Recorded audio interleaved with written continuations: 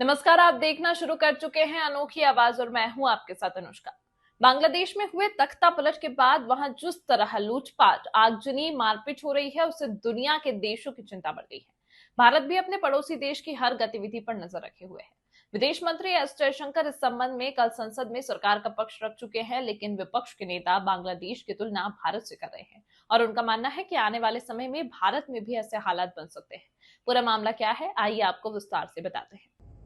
मध्य प्रदेश कांग्रेस के सीनियर नेता पूर्व मंत्री सज्जन वर्मा ने तो इसके लिए सीधे नाम लेकर पीएम मोदी को चेतावनी भी दे दी है। उधर भाजपा के प्रदेश मीडिया प्रभारी आशीष अग्रवाल ने पलटवार करते हुए एक्स पर लिखा, नाम सज्जन सोच दुर्जन, यही फर्क है राष्ट्रवादी और राष्ट्र विरोधी में। कांग्रेस ने मंगलवार को इंदौर में प्रदर्शन किया। इंदौर नगर निगम में हुए घोटाले समेत प्रदेश के अन्य घोटालों को लेकर किए प्रदर्शन में प्रदेश अध्यक्ष जीतू पटवारी, पूर्व केंद्रीय मंत्री अरुण यादव, पूर्व मंत्री सज्जन वर्मा समेत कई सीनियर कांग्रेस नेता शामिल हुए। इस दौरान पूर्व मंत्री सज्जन वर्मा ने बांग्लादेश में हुए तख्ता पलट को भारत से जोड़ते हुए बड़ा बयान दे दिया। पूर्व मंत्री सज्जन वर्मा ने प्रधानमंत्री नरेंद्र मोदी को चेतावनी देते हुए कहा कि 2 दिन से आप देख रहे हो, बांग्लादेश की जनता शेख हसीना की गलत नीतियों की वजह से प्रधानमंत्री आवास में घुस गई।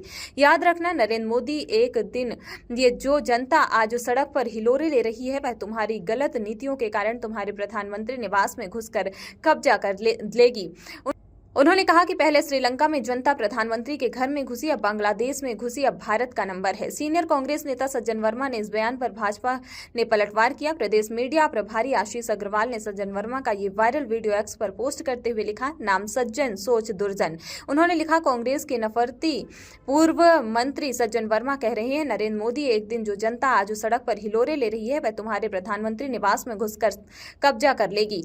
दंगे प्रेमी कांग्रेसी लगता है ये भूल गए हैं कि भारत की 140 करोड़ जनता ने ही नरेंद्र मोदी जी को तीसरी बार प्रधानमंत्री बनाया है और मध्य प्रदेश समेत 11 राज्यों से कांग्रेस का सफाया किया है। मैं तो सिर्फ इतनी बात कहना चाहता हूं, 2 दिन से टीवी पे आप देख रहे हो, बांग्लादेश की जनता शेख हसीना की गलत नीतियों की वजह से, बांग्लादेश की सरकार की गलत नीतियों की वजह से कल प्रधानमंत्री आवास में घुस गई, राष्ट्रपति भवन में घुस गई। याद रखना नरेंद्र मोदी जी, एक दिन ये जनता जितने सड़क पे हिलोरे ले रही है, एक दिन तुम्हारी गलत नीतियों से तुम्हारे प्रधानमंत्री निवास में घुस जाएगी, कब्जा कर लेगी। अभी श्रीलंका में हुआ, पहले श्रीलंका में जनता प्रधानमंत्री के घर में घुसी, अब बांग्लादेश में घुसी, अब भारत का नंबर है। तो साथियों, मैं अनुरोध करता हूं, भ्रष्टाचार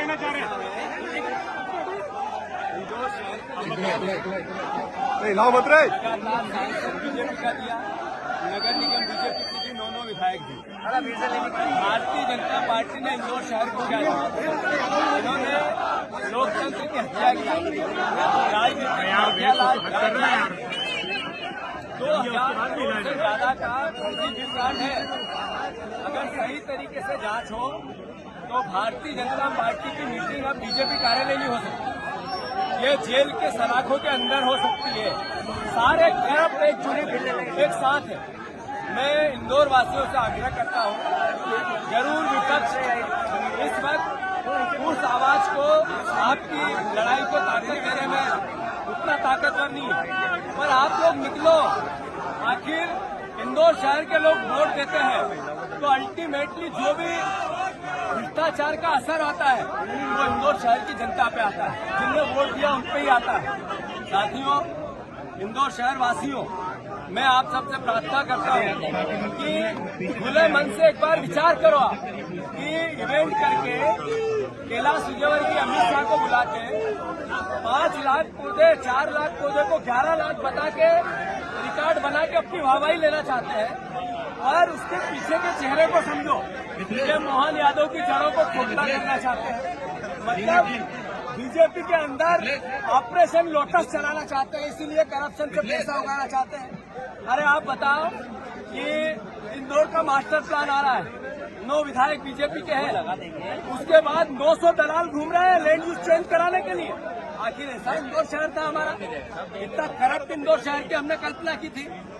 आज होर्डिंग से पटा पड़ा है इंदौर। क्या कारण है? स्वच्छता के लिए इंदौर शहर की जनता अपना सब कुछ देना चाहती है और बीजेपी के नेता शहर को गंदा करना चाहते हैं। क्या कारण है कि करप्शन का असर आपके बच्चों के भविष्य पे पड़ता है?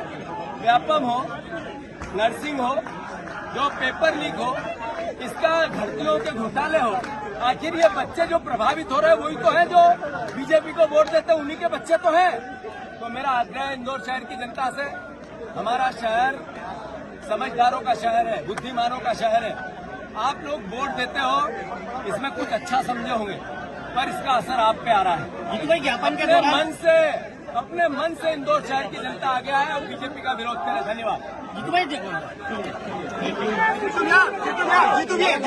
खबरों का सिलसिला लगातार जारी है, देखते रहिए अनोखी आवाज।